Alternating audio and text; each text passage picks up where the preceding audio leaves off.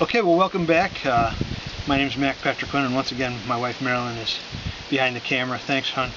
You're welcome. And we're at step 3 here, where I've got the guitar certainly at its least flattering. I've cut a hole here for the speaker to go, the sound well, and the cone, if you will. And I wanted to show you, I'd had that issue with the scale length that I resolved and took back to it. This is the Hawaiian conversion nut. And as you can see, it's just nothing but a nice chunk of aluminum that goes over the existing nut.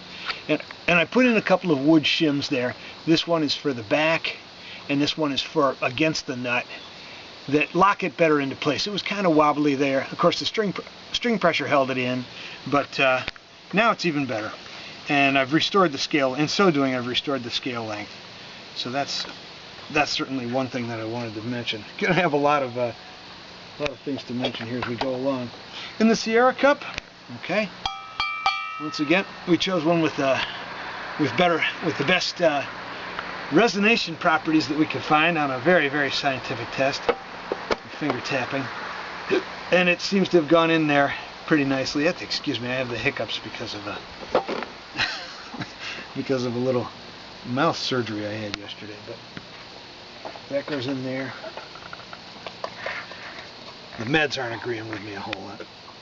Okay, and then the can goes in there with the ball lid on there like that. And the other thing I've done is I've glued the bridge to the biscuit, okay, on that old Martin sound hole. Okay. And the next thing that I will do is to string it up again and test for and measure somehow the sound difference that we're going to get. It's an exciting step, so that's kind of fun. Oh, yeah, the other thing that's really occupied a lot of my thought is the cover plate.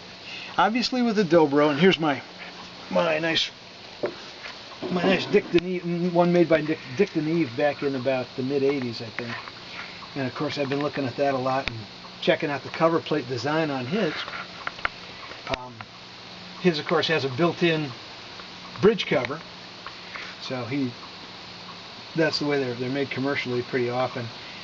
On other resonator guitars which don't have this spider bridge configuration, they have, of course, a mounted piece that just goes across like a strap with a bolt here and a bolt here, and that's the way I think I'm going to go. Obviously, I've got a biscuit system here.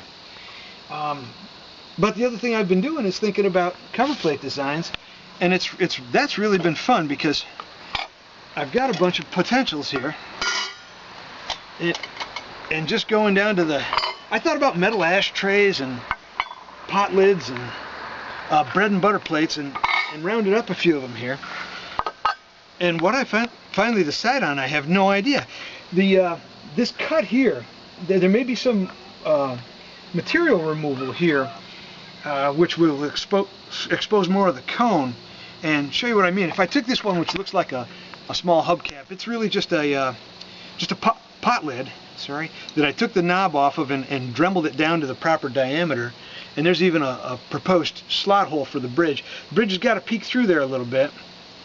And then, of course, what you may have is material removal down here, and then a strap which would go on there, and so the hand can rest on there and the fingers can do their work. It may or may not be something that I need to do. I'm going to have to think about that a lot and study it up. But you can see that I've got a number of... Oh, let me put the screen in there so you can get the full effect. This is a real pretty color match here. What I've got here too is an oversized pot lid. It's going to be very flat. I don't think it would have that problem with the material removal. You can probably get away with it because this scribed line here that maybe you can see, okay, is going to leave pretty much just the cover with almost no rim. And that one I'm shying towards a little bit, I guess. Like I said, though, I'm still really perplexed by this.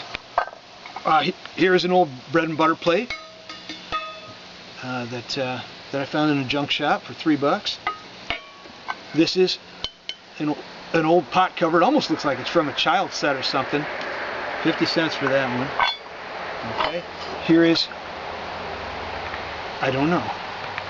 probably a bread and butter plate. It's got a hole there. I don't know what that was about. Maybe a candle plate. I don't know. Okay. But you can put it in, and you can see some are off diameter a little bit, which is going to call for some cutting.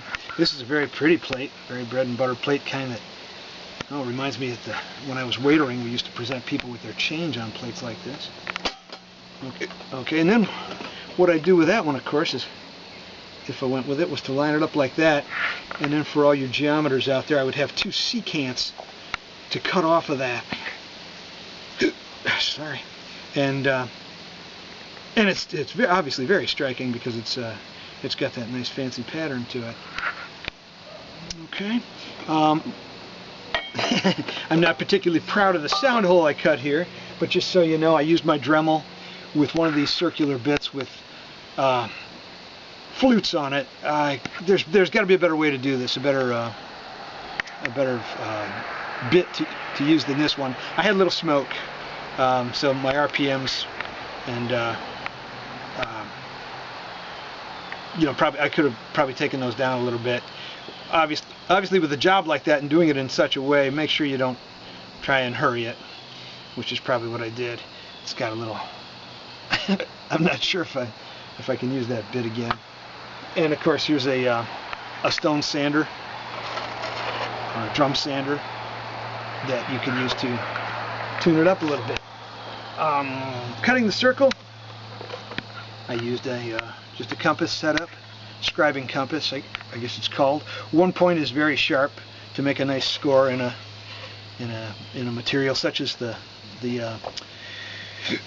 cover or the wood, and it did the job, fleshed it out nice, and I got it in there. And you know, it doesn't, like my friend Norm says, you won't see it from the street because you're covering it up with the cone. So, like I said, the next thing to do is to do another sound test. We'll string it up, put the tailpiece back on, and that's what I'm going to be talking about to you the next time. So, thanks for watching.